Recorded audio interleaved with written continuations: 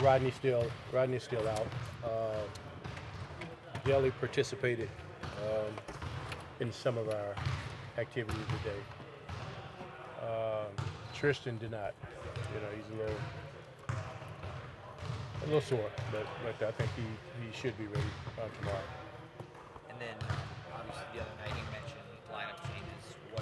Where are you with those? I haven't like fully decided. Actually, I did a lot of thinking about it yesterday.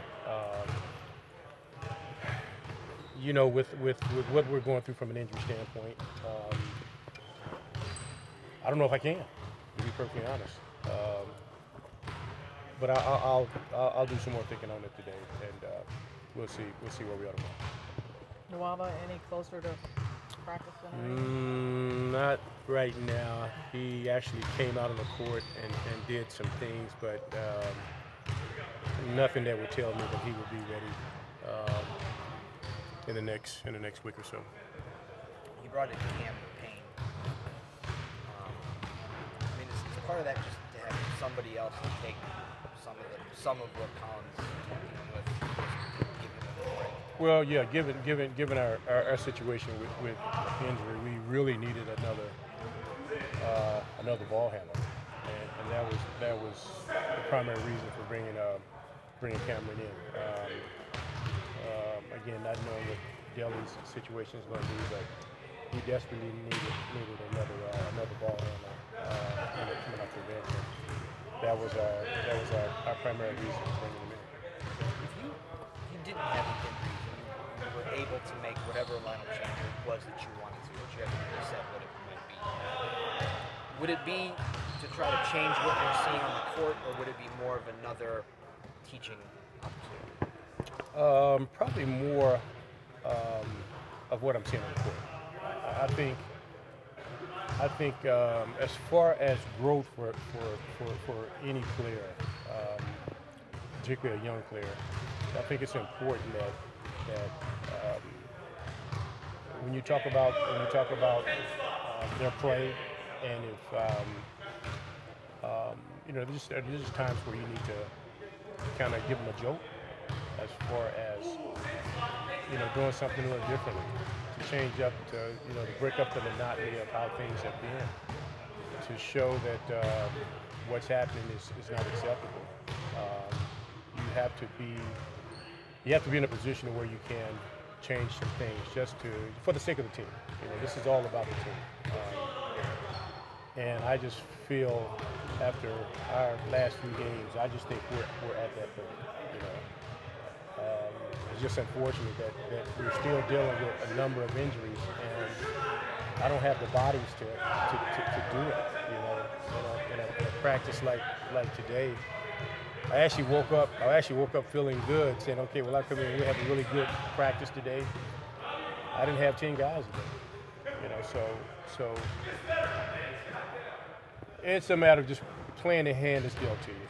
So that's exactly what I'm going to do, and I will continue to do. But I'm not going to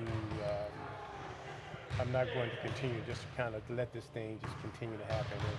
If I feel we need to do something to kind of give this team a little bit of a jolt as far as a lineup change, I feel I would have to do it. Of the guy or guys that you were contemplating replacing, what weren't you getting from them? I don't think it's a matter of what I'm not getting.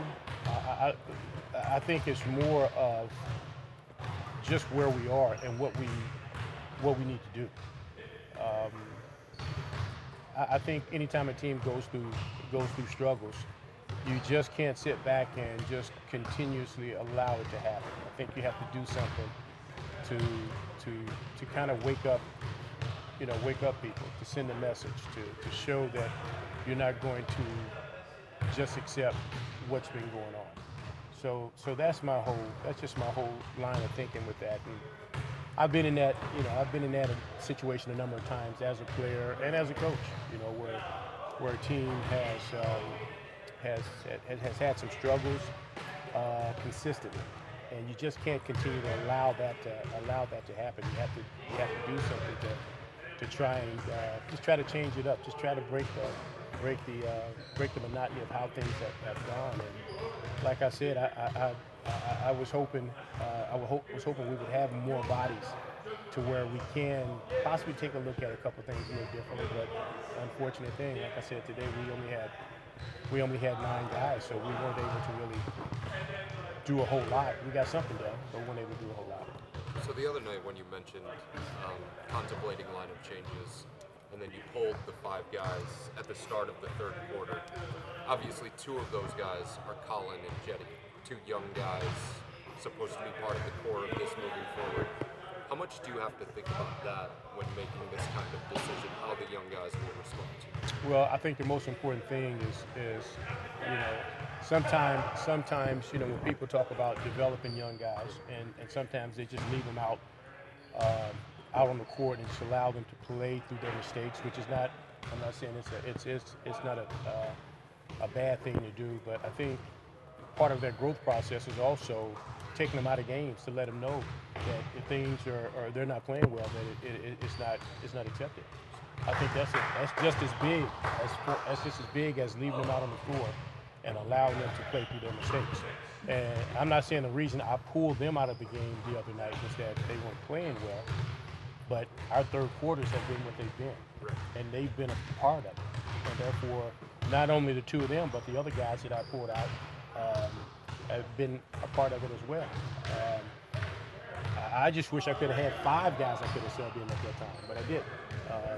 But I think it's all of this is just part of their growth process. They're going to have to learn how to play through these type situations, good or bad. I think it's just as equally important that they learn from their mistakes. I think they've regressed. You think those 2 have regressed? No, I don't think so. I'll say it again. I think the NBA is such it's a long season, and they're not going to play well all the time through the course of the season. There are going to be some bumps in the road, and they're going to have to learn through their mistakes, and they're going to have to learn how to play through mistakes. But more importantly, they've got to learn how to play through tough stretches. And as I said before, I just think that's just as important as leaving them out there and allowing them to play through their mistakes. I'm sorry. Larry, I know it was different, I'm sure, when you played and when Campy played and when you played. You have enough You're talking guys. 100 years ago. You have enough guys. Are there enough guys now that won't accept this, that are like, hey, this has got to stop right now? Do you have enough of those guys on the roster? As far as like, listen, we can't play like this anymore. Like you said before. Oh yeah, no. We have enough guys, and I hear that every day from our guys. So that tells me that these guys, they do care. They do care, and we've shown stretches of where we've really done some really good things, but we just have not been able to do it for 4 quarters. And no, my guys care. They're saying it constantly as far as what they need to do and what we have to do as a team, and it's just a matter right now of being able to get this taste out of our mouths. And in order to do that, we got to play 4 solid quarters, and we can't have the type of lapses that we have, because it just seems like when it happens, we just can't stop the bleeding. So no, we're going to keep keep grinding. We're going to keep grinding until we work our way through this. Is there any silver lining to facing so much adversity early on in an NBA career? Yeah, I think so. I said it before. I just think adversity. It really number one, it tests your character, and it puts you in a situation to see just how mentally tough you are. I mean, everybody has physical tools and physical skills, but the mental side of this thing, it can take you down to a low point. But these type situations, adversity, it tests your character, and guys who are able to deal with it, I mean, through the course of an NBA season, through the course of an NBA career, you're going to experience adversity. You've got to learn how to fight your way through it. Yeah.